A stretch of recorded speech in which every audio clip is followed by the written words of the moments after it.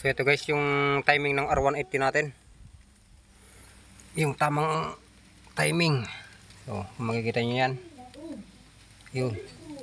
Dapat magkatapat yan. Tapos itong piston natin dapat naka-flat lang dito guys. So hindi pa nakasalpok yung piston natin. Dapat flat lang siya dito. Tapos nakikita nyo dyan.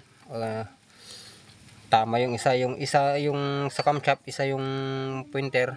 Tapos dun sa crankshaft, timing gear, dalawa. So dapat yung isa dito sa camshaft natin, nakagitna lang dito guys sa sa ating timing gear sa crankshaft. So dalawa yon.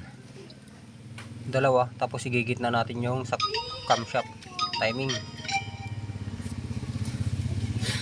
And guys, to ang issue nito ay nagpalit tayo ng panibagong bearing dun sa kabila, yung malaki. So ang size nun 6310 R180. 6310 na bearing guys.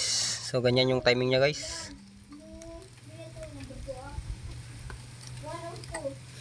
Dapat yun.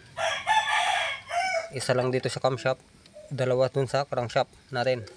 So gigit na natin yung timing point yun, ganun. Tapos yung ano natin dito, piston, flat siya dito sa ating block. So ganun mag timing guys. So, salamat, hanggang dito na lang tayo kasi may nag-request kasi na na naguguluhan daw siya sa timing. So minsan yung mga kasi may mga balancer. So ganun din siya guys. Pagka tina-timing nyo kasi dapat naka-top dead dito. Sa piston natin dapat nakaangat yung piston. Tignan mo yung sa camshaft kung nakatama na dun sa timing. Tapos dito sa balancer, may balancer kasi nakaano din sa timing. Minsan sa balancer naman isa dito, may dalawa, ganoon. Tapos dito naman sa ating balancer, dalawang pointer. So nakakonect siya sa isa naman dito sa crankshaft. Ganoon lang yung timing guys sa mga may balancer.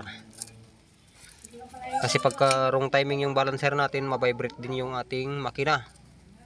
Kala mo nakisay-kisay.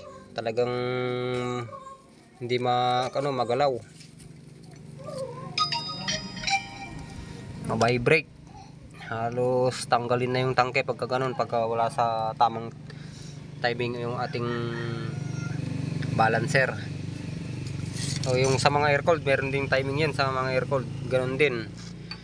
Yung dalawa dito sa ating balancer, tapos mayroong isa doon, yun doon natin itatapat yung isa. Tapos kung dalawa naman sa crankshaft, isa naman sa camshaft, yun para sa camshaft naman yun. So ganyan lang guys yung pagta-timing, gitna lang. Kung isa dito sa camshaft, dalawa sa doon natin igigit na yung isang pointer. Kung ganun din sa balancer, kung dalawa yung pointer doon sa balancer at kung may isa naman ditong nakaano sa ating crankshaft gear, timing gear, doon natin tatapat yung isa naman.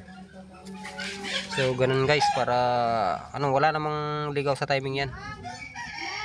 Yun lang, kung nagdi-DIY ka, yun dapat alam mo to.